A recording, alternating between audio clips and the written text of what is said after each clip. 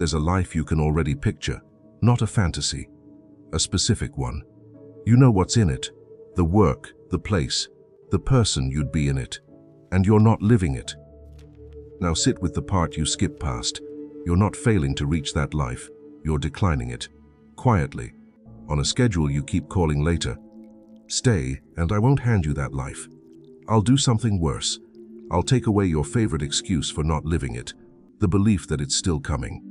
For years I had a version of me I kept almost becoming. I researched it. I brought it up at dinner. I did everything except live 1 hour of it. And the one who finally told me why was a German philosopher who'd been dead for 100 years. Because the problem was never that I didn't want it. It was something underneath the wanting. And it has a name. Before we get to the question a philosopher used to test whether a life is even worth living, one small thing. If you'd rather see your life clearly than be reassured about it, subscribe. I take one comfortable illusion apart 3 times a week. Like this, if it's already touching something you'd rather it didn't. Then, back to the life you keep filing under later. So, that life you keep filing under later. Let's stay there a second. You can describe it. That's the strange thing. It isn't a vague wish, it's specific. You know the city. You know the work. You know the kind of morning you'd have in it, the version of you that would answer the door. Some people have carried the same picture for 10 years, unchanged, like a photo in a wallet they never open. And you haven't forgotten it. You bring it up at dinner. You mention it the way you'd mention weather. One day I'll actually do that. You research it at midnight. You've probably got a folder for it somewhere. A list, a saved link. For years I called it timing. I had a whole vocabulary for staying exactly where I was, when things settle. Once I've saved a bit more, not the right season for it. You have your own version. You used one this week. And here's the part nobody says out loud. The waiting feels responsible, mature even, like you're respecting the dream by not rushing it. But the strange part isn't that you haven't reached that life yet, it's what you do with it instead. So, what do you do with it instead? You manage it. You don't chase that life. You don't bury it either. You keep it, somewhere between the two, in a state that asks nothing of you. You plan it. You price it. You buy the thing you'd need for it, and let the thing sit in a drawer. You read about people who did it. You get, honestly, very good at almost. Here's what that buys you. As long as the life stays a possibility, it can't fail. You never have to watch it not work. A dream in a drawer has a perfect record. Take it out, try it for 1 real hour, and it becomes something that can disappoint you. So you keep it in the drawer. And you call that being sensible.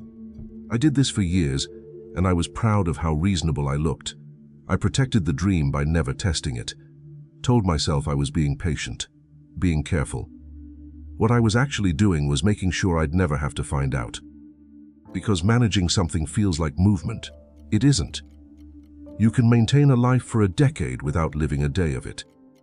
But keeping it safe was never the same as wanting it, and there's a reason it can't be, a reason that has nothing to do with your calendar.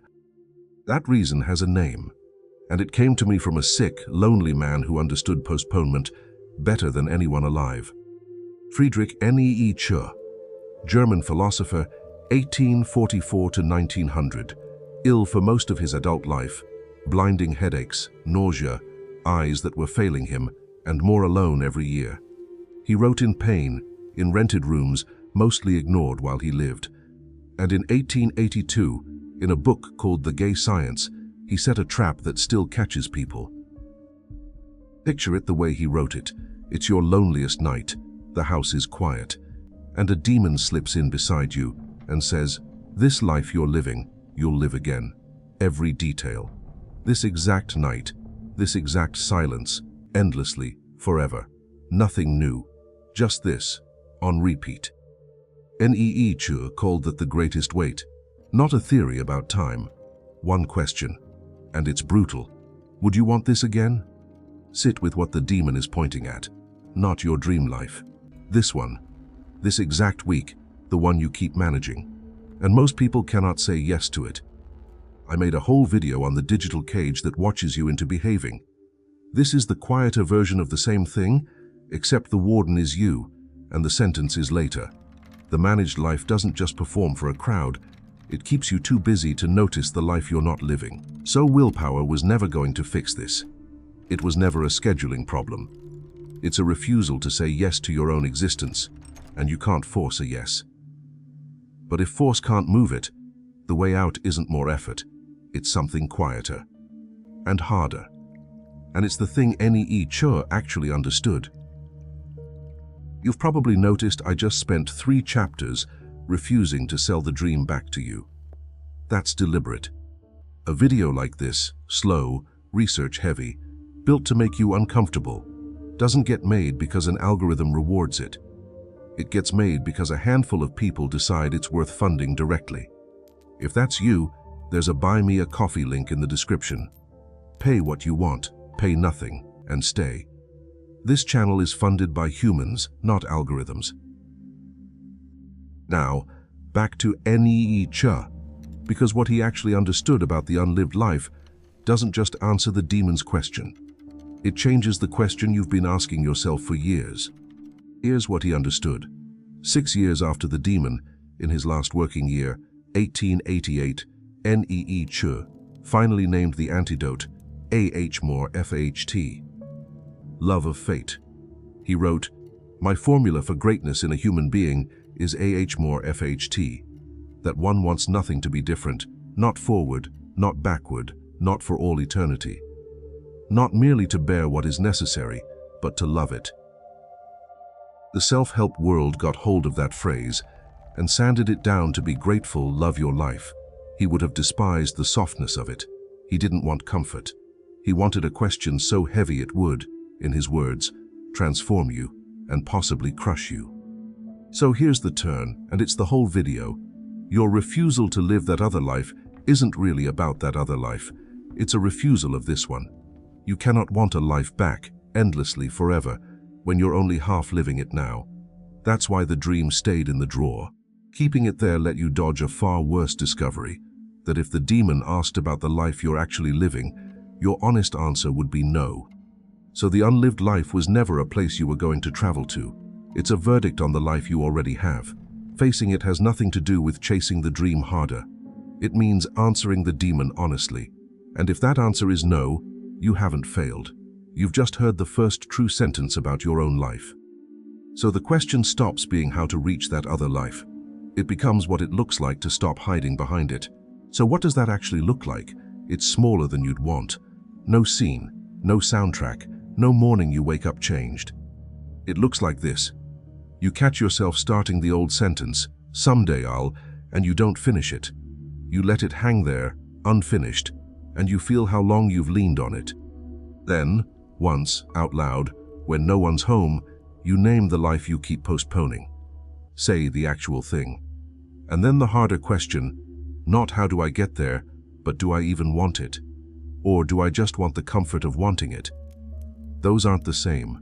You've let them blur for years, because the blur is safe.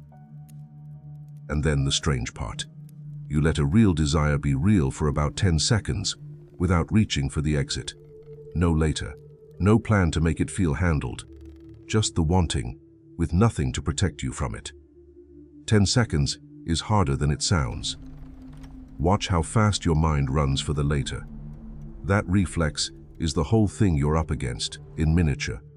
That's it. No system. I'm not going to insult you with 5 steps, because the real question was never how. It's whether you'll keep using later as a permanent address. So I'm not going to give you a plan. I mean that. A plan would just be one more elegant way to postpone this. One more folder, one more later in a nicer suit. You've managed this beautifully for years.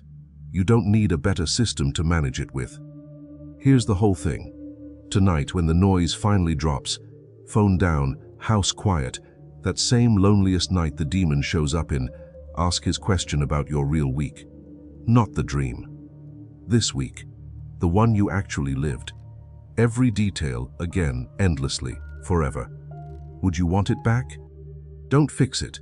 Don't build a 5-year plan out of the discomfort. Just stop pretending the life you're not living is a scheduling problem. It never was. You already know which life you'd choose if choosing were free. It isn't free. It costs the excuse. It costs the drawer, and the perfect record, and the comfortable ache of almost. So here's the only decision that was ever on the table. Keep the fantasy, or claim a life. One of them asks nothing of you tonight. The other one is yours. If that landed, if I just described a life you've kept in a drawer for years, don't let it dissolve by morning. It will try to. By tomorrow, the later will be back, and it'll sound reasonable again. So do the uncomfortable thing now, in public. In the comments, name the one life you keep saying you'll live someday. Just name it. No plan attached. A plan is how you'd escape this. Naming it where other people can see is how you stop. Read a few of the others while you're there. It's strange proof you're not the only one still about to start. And if someone came to mind while I was talking, the person who's been almost living their real life for a decade, send this to them. That's worth more than a like. If you want work that refuses to lie to you just to keep existing, the link's still there. I'll be back Wednesday. The only real question is whether the life you just named is any closer by then.